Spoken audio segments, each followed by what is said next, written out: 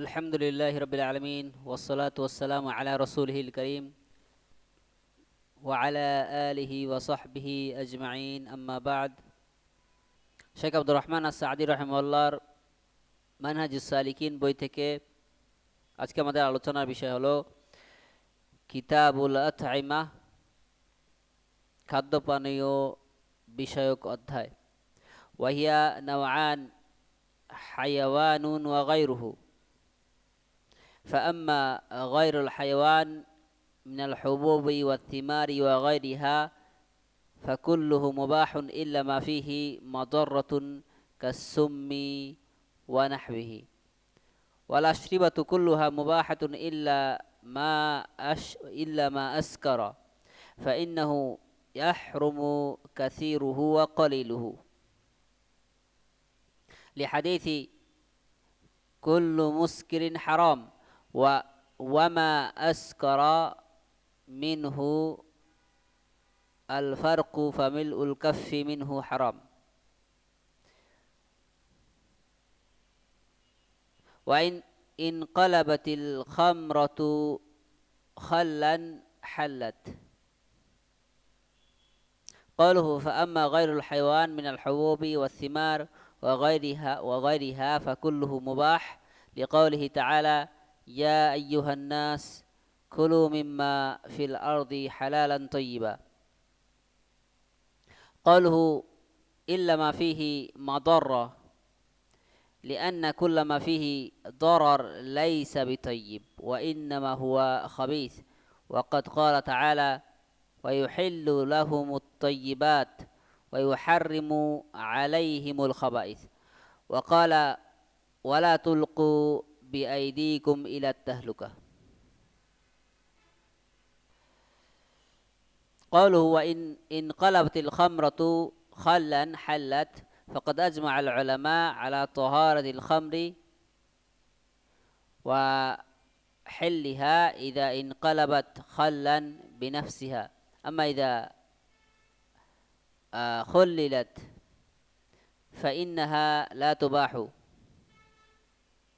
لحديث أنس رضي الله عنه أن النبي صلى الله عليه وسلم سئل عن الخمر تتخذ خلا فقال لا. খাবারের অধ্যায়। আর খাবার দু প্রকার, যে সকল খাবার প্রাণী থেকে আসে এবং যে সকল খাবার প্রাণী বাদে অন্য কিছু থেকে আসে। তবে প্রাণী ব্যতীত অন্য কিছু যেমন শস্যদানা, ফলমূল, অন্যান্য বস্তু এর সবই হালাল, কেবল ওই বস্তুগুলো ব্যতীত যার মধ্যে ক্ষতিকর উপাদান রয়েছে, যেমন বিষ বা এর মতো অন্য কিছু। এবং সমস্ত পানীয় হালাল, কেবল যা নেশা সৃষ্টি করে তা ব্যতীত, কারণ এর বেশি এবং কম উভয়টাই হারাম। অর্থাৎ নেশাজাতীয় পণ্য কম হোক বা বেশি হোক তা হারাম। হাদিসে বর্ণিত হয়েছে প্রতিটি নেশা জাতীয় দ্রব্যই হারাম, আর যা বেশি পরিমাণে পান করলে নেশা হয় তবে এর এক অঞ্জলি পরিমাণ পান করাও হারাম। আর মদ যদি নিজে থেকেই ভিনেগারে রূপান্তরিত হয় তবে তা হালাল। লেখারোক্তি তবে প্রাণী ব্যতীত অন্য কিছু যেমন শস্যদানা, ফলমূল ও অন্যান্য বস্তু এসবই হালাল। আল্লাহ তাআলার এই বাণীর কারণে আল্লাহ তাআলা বলেন হে মানব জাতি, হে মানব, পৃথিবীতে যা কিছু রয়েছে তা থেকে হালাল ও পবিত্র বস্তু আহার করো। লেখকের কথা, কেবল ওই সব বস্তু ব্যতীত যার মধ্যে ক্ষতিকর উপাদান রয়েছে, কারণ যাতে ক্ষতি রয়েছে তা পবিত্র ও উত্তম হতে পারে না, বরং তা অপবিত্র। আর আল্লাহ তাআলা বলেছেন এবং তিনি তাদের জন্য পবিত্র বস্তুসমূহ হালাল করেন এবং অপবিত্র বস্তুসমূহ হারাম করেন। এবং আল্লাহ তাআলা আরও বলেছেন আর তোমরা নিজেদেরকে ধ্বংসের দিকে ঠেলে দিও না। লেখোক্তি আর মদ যদি নিজে থেকেই ভিনেগারে রূপান্তরিত হয় তবে তা হালাল। মদ যদি নিজে থেকেই ভিনেগার হয় তবে তার পবিত্রতা এবং তা হালাল হওয়ার ব্যাপারে আলেমরা ঐক্যমত পোষণ করেছেন। কিন্তু যদি কৃত্রিম উপায়ে এটিকে ভিনেগারে পরিণত করা হয় তবে তা হালাল হবে না। আনাস রাদিয়াল্লাহু আনহু থেকে বর্ণিত হাদিস, এই হাদিস বর্ণিত হয়েছে নবী সাল্লাল্লাহু আলাইহি সাল্লাম, নবী সাল্লাল্লাহু আলাইহি সাল্লামকে জিজ্ঞাসা করা হয়েছিল যে মদ থেকে ভিনেগার তৈরি করা যাবে কিনা, তিনি বললেন না। হাদিসটি মুসলিম বর্ণনা করেছেন।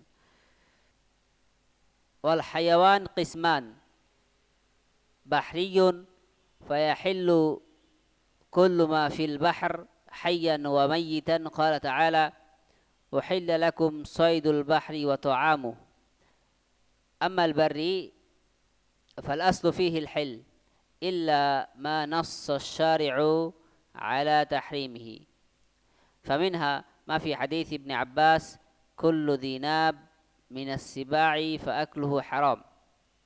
قوله فحل كل ما في البحر استثنى الحنابلة الضفدع لأن النبي صلى الله عليه وسلم نهى عن قتلها، وذلك في حديث عبد الرحمن بن عثمان قال ذكر الطبيب عند رسول الله صلى الله عليه وسلم دواء وذكر الضفدع يجعل فيه فنهى رسول الله صلى الله عليه وسلم عن قتل الضفدع. أخرجه أبو داود والنسائي وصححه الحاكم وقال البيهقي هو أقوى ما ورد في النهي.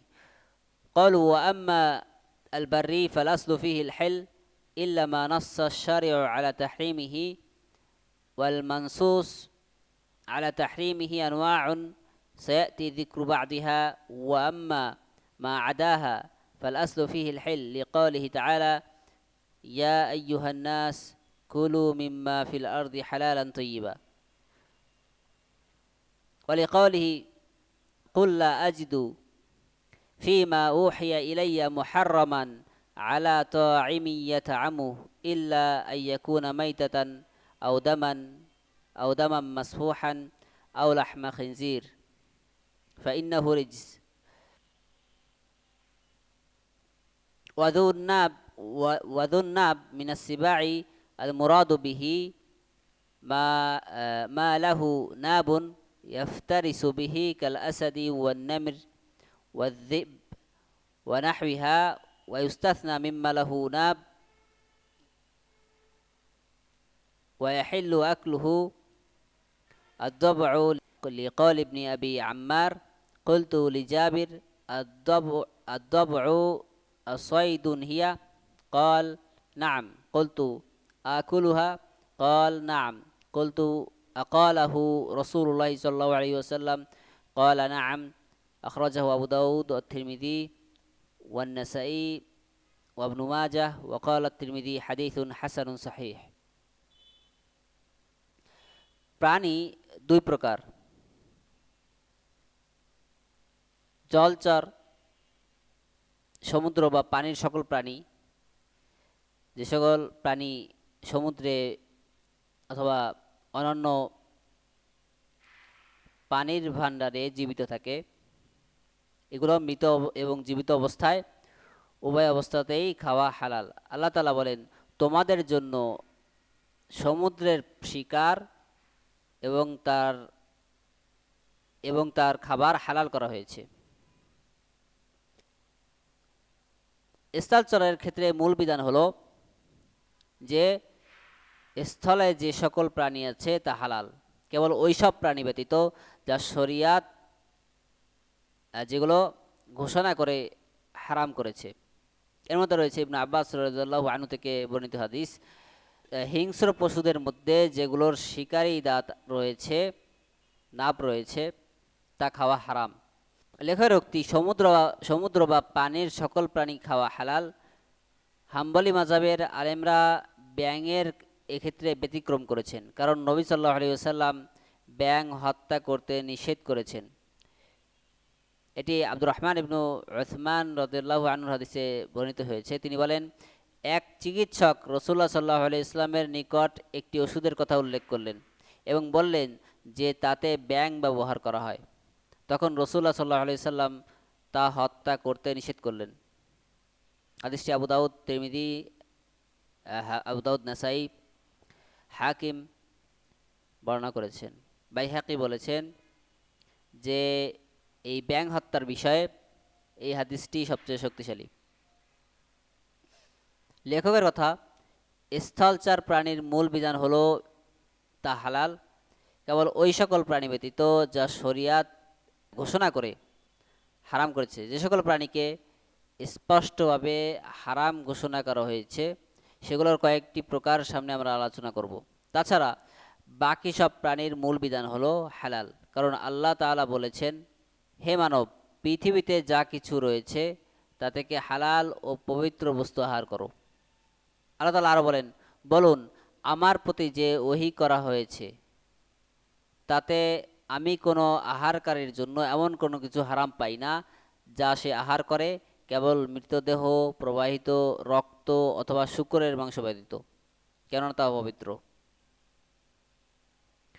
আবু হুরায়রা রাদিয়াল্লাহু আনহু হাদিসে বর্ণিত হয়েছে, আর হিংস্র পশুর মধ্যে শিকারী দাঁতযুক্ত, অর্থাৎ নাব যাকে বলা হয়, ইংলিশে বলে কেনাইন, বা কোরা দাঁত বিশিষ্ট প্রাণী, এর উদ্দেশ্য হলো যার এমন শিকারী দাঁত রয়েছে যা দিয়ে সে শিকার করে, যেমন সিংহ, চিতাবাঘ, নেকড়ে এবং এই জাতীয় প্রাণী। তবে শিকারী দাঁত থাকা সত্ত্বেও যার গোশত খাওয়া হালাল তা হলো হায়না। কারণ ইবনে আবি আম্মার রাদিয়াল্লাহু আনহু রাহিমাহুল্লাহ থেকে বর্ণিত, তিনি বলেন, আমি জাবির রাদিয়াল্লাহু আনহুকে জিজ্ঞাসা করলাম, হায়না কি শিকারী পশুর অন্তর্ভুক্ত, অর্থাৎ যার গোশত খাওয়া হালাল? তিনি বললেন হ্যাঁ। আমি বললাম, আমি কি তা খেতে পারি? তিনি বললেন হ্যাঁ। আমি জিজ্ঞাসা করলাম, আল্লাহ রসুল সাল্লাল্লাহু আলাইহি সাল্লাম কি এটি বলেছেন? তিনি বললেন হ্যাঁ।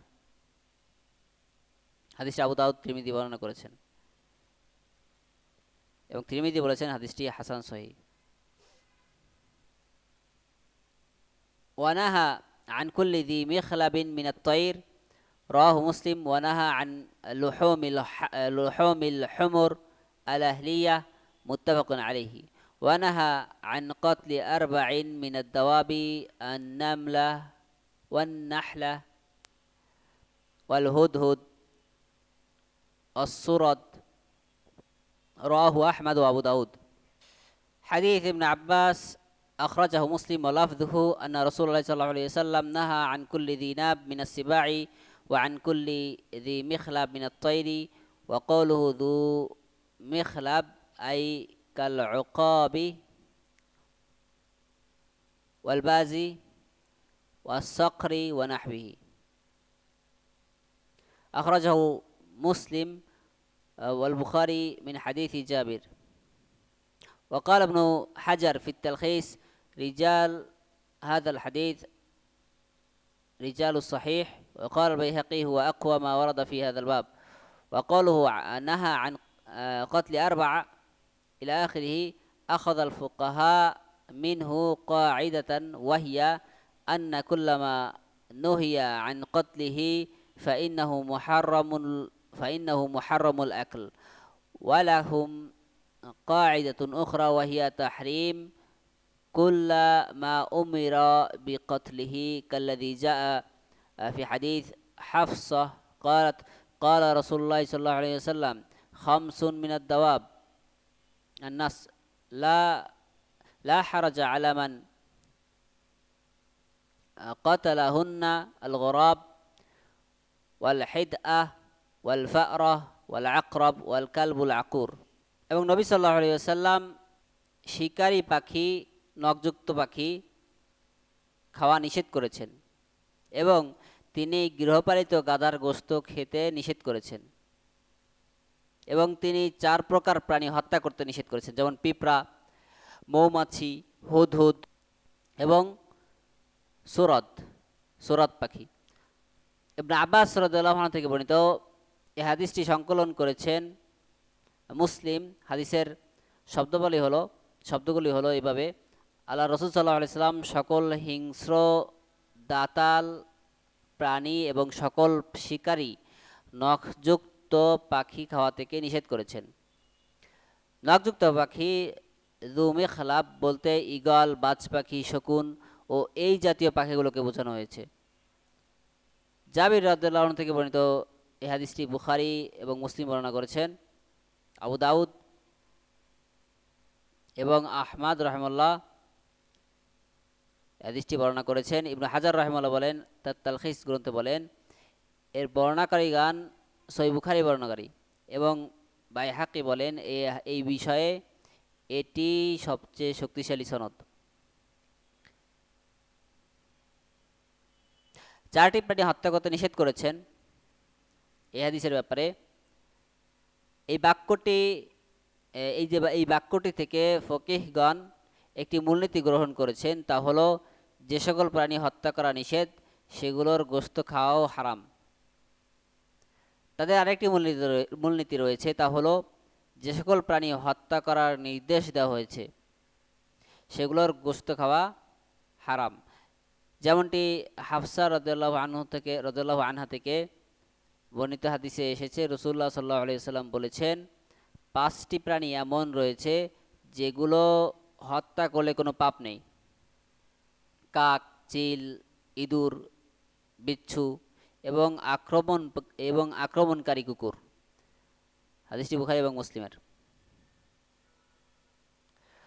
ওয়া জামিউল খাবাইস মুহাররামাতুন কাল হাশারাত ওয়া নাহওয়িহা ওয়া নাহা an-নাবী সাল্লাল্লাহু আলাইহি ওয়াসাল্লাম আনিল জাল্লালাতি ওয়া আলবানিহা হাত্তা তুহবাসা ওয়া তুতআমা আত-তাহিরা ثلاثا لا حرج على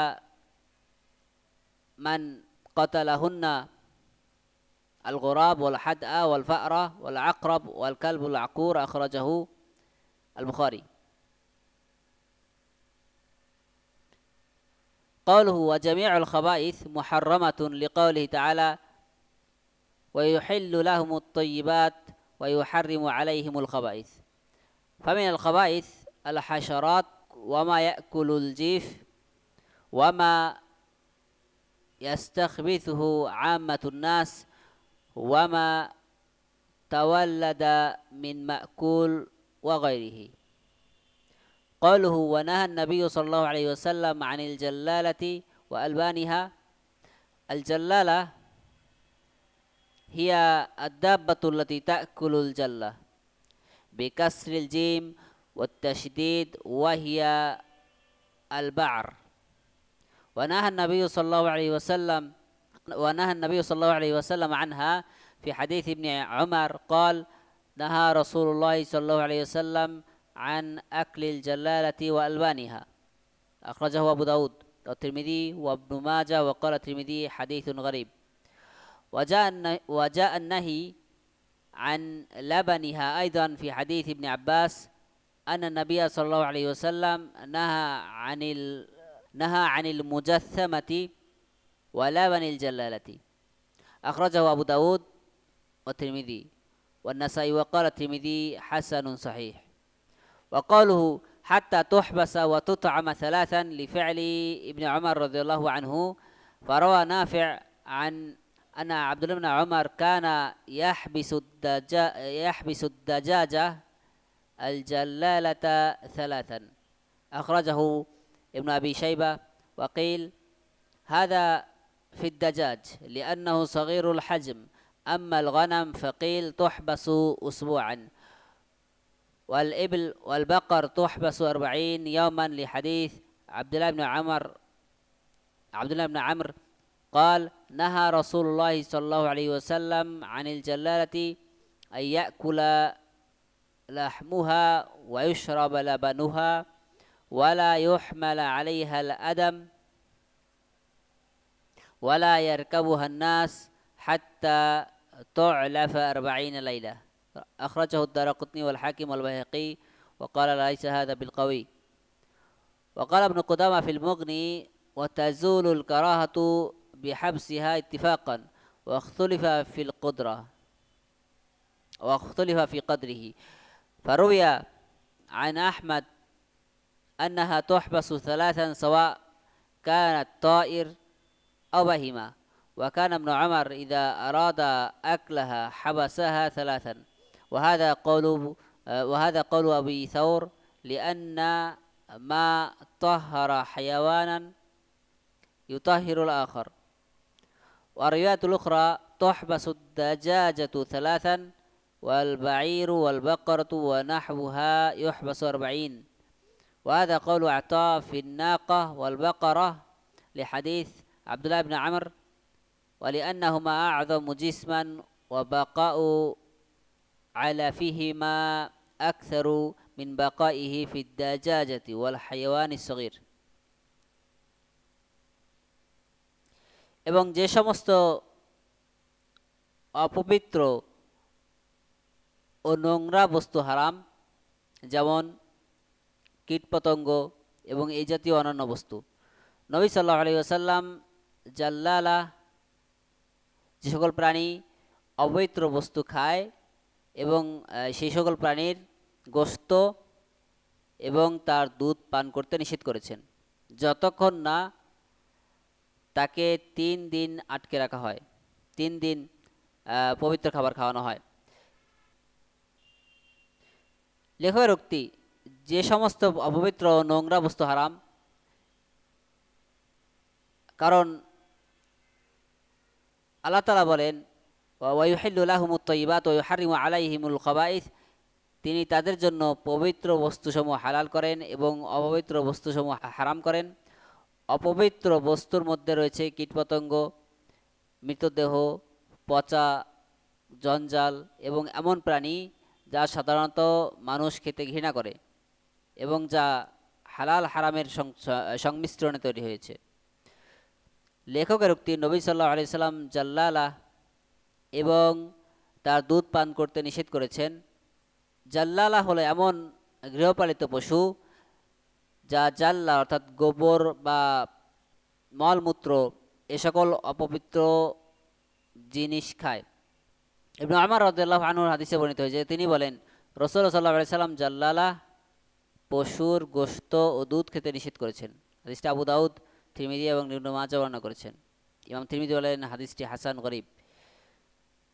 ইবনে আব্বাস রাদিয়াল্লাহু আনহুর হাদিসেও এ সকল প্রাণীর দুধ থেকে নিষেধাজ্ঞা এসেছে। নবী সাল্লাল্লাহু আলাইহি সাল্লাম মুজাসসামা, শরীরের অংশ বেঁধে নিশানা লাগিয়ে তাকে হত্যা করে এমন পশু, এবং জাল্লালা, এই সকল পশুর দুধ পান করতে নিষেধ করেছেন।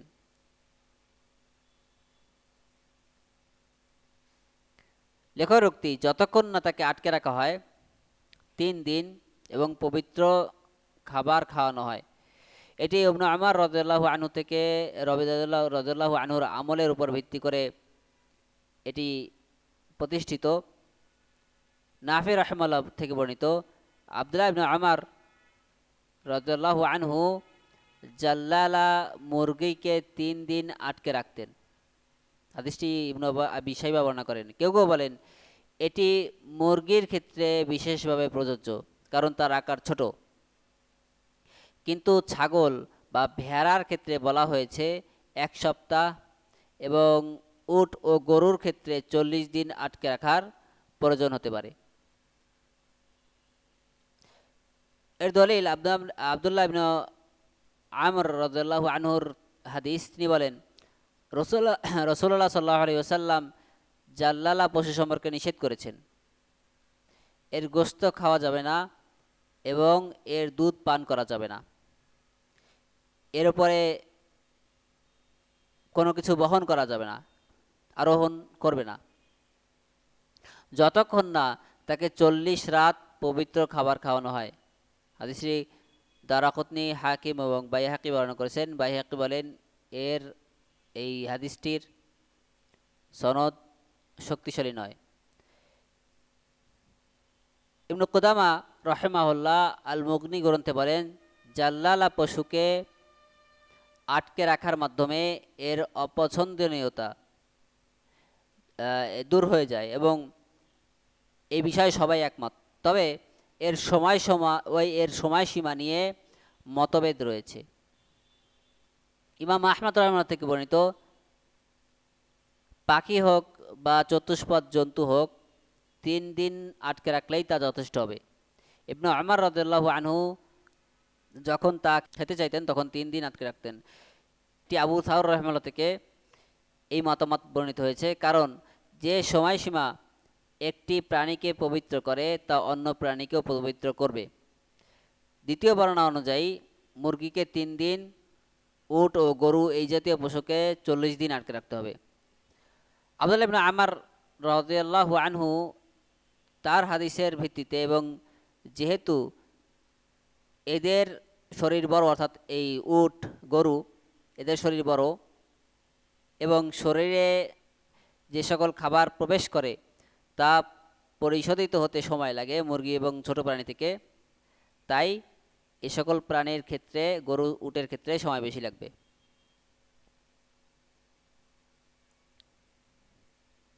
সুবহানাকাল্লাহুম্মা বিহামদিকা আশহাদু আল্লা ইলাহা ইল্লা আনতা আস্তাগফিরুকা ওয়া আতুবু ইলাইক।